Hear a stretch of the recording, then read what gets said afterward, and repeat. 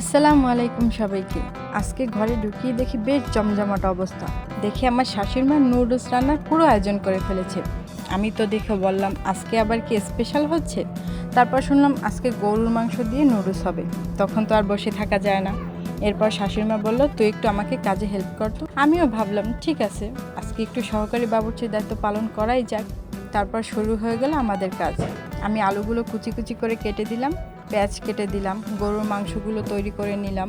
এক কথায় বলতে গেলে রান্নাটা ছিল আমাদের দুজনের টিম ওয়ার্ক। কথা বলতে বলতে কখন যে কাজ শেষ হয়ে যায় টেরই পাওয়া যায় না। তারপর যখন নুডলসটা চুলায় উঠলো তখন থেকেই কিন্তু রান্নাঘর জুড়ে অন্যরকম একটা গন্ধ ছড়িয়ে পড়তে শুরু করলাম। গরুর মাংসের ঘ্রাণ, মশলার ঘ্রাণ আর নুডলসের সেই পরিচিত ঘ্রাণ, সব মিলিয়ে একদম দারুণ একটা ব্যাপার।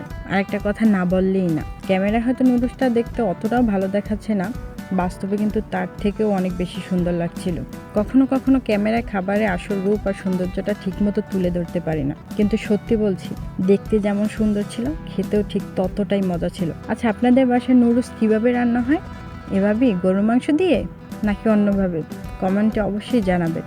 আজকের মতো এখানেই শেষ। সবাই ভালো থাকবেন, সুস্থ থাকবেন। আল্লাহ হাফেজ।